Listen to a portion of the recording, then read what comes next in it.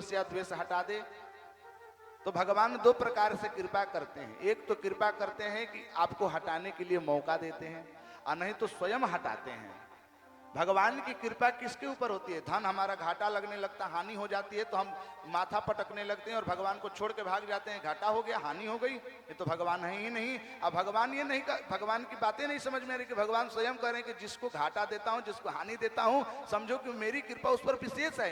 ये नहीं, भगवान स्वयं ब्रह्मा जी से कह रहे हैं कि यस्याहम अनुगृह्णामि हरिष्ये तद धनम सनैः।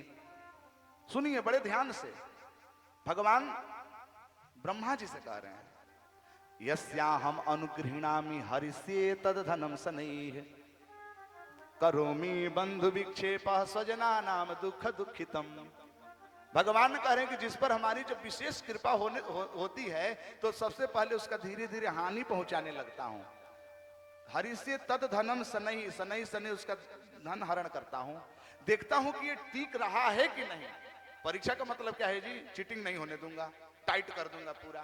पढ़ने में कोई मना किया है जी कि आप चीट क्यों कर रहे हो? पढ़ो, एक साल पढ़ो, कोई टेंशन नहीं है। लेकिन जब परीक्षा की घड़ी आएगी तो सारा पैक पॉकेट वॉकेट सब चेक होने लगता है कि कोई कुछ नहीं, एकदम सीधा होकर के लिखो। तो ये क्या है? ये परीक्षा है। भगवान कहते हैं धन हरिष्ये तद धनम शनैः। फिर क्या करते हैं? तो करोमि बंधु विक्षेप, धीरे धीरे बंधुओं में विच्छेद करने लगता हूं कि ये भाग के जाता कहां है। और जब संपूर्ण समाज से, संपूर्ण परिवार से जब एकांत हो जाता है, तब उसकी असली परीक्षा होती है कि संसारियों के तरफ भाग रहा है कि मेरे चरणों में आ रहा है। और जब वह व्यक्ति मेरे चरणों में आ जाता है तो मैं सर्वस्व उसको पुनः लौटा देता हूं। बोलिए भक्तवत्सल भगवान की जय सच्चिदा। अच्छा, एक और बात, आप कभी देखे हैं कि नहीं, पुत्र में और पिता में जब झगड़ा होता है तो पिता क्या कहता है? तू मुझे पहचान नहीं रहा है, ये जितना सोच रहे हो ना कि धन तुम्हें दूंगा तो ऐसा भूल जाना, मैं दान कर दूंगा, ये लिख दूंगा मैं दूसरे को, तुम्हें कुछ नहीं दूंगा। किस लिए? बालक को समझाने के लिए।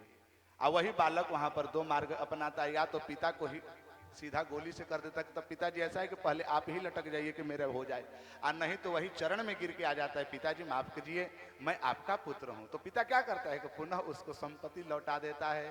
बोलिए भक्तवत्सल भगवान की। ये पिता पुत्र का संबंध ही परमात्मा जीव से है। भगवान गीता जी में यही कहते हैं, मम योनिर्महद् ब्रह्म तस्मिन् गर्भम दधाम्यहम् संभवः सर्वभूतानां। मेरे ही गर्भ से ये सब प्रकट हुए, तो मेरे ही तो संतति हुए। बोलिए भक्तवत्सल भगवान की। रास का प्रकरण आया है। मैया जितनी गोपियां ग्वाल थी सब यमुना जी में स्नान की और भगवान ने चीर हरण कर लिया। चीर क्यों हरण किया? क्योंकि भगवान मिलना चाह रहे हैं। और चीर क्या है? माया है। चीर क्या है? मलिनता है। भगवान ने हृदयगत समस्त मलिनताओं को निष्कासित कर दिया, स्वच्छ हो गई गोपियां। और एक समय की बात है, सरदोत फुल्ल मल्लिका विक्षरंतुम मन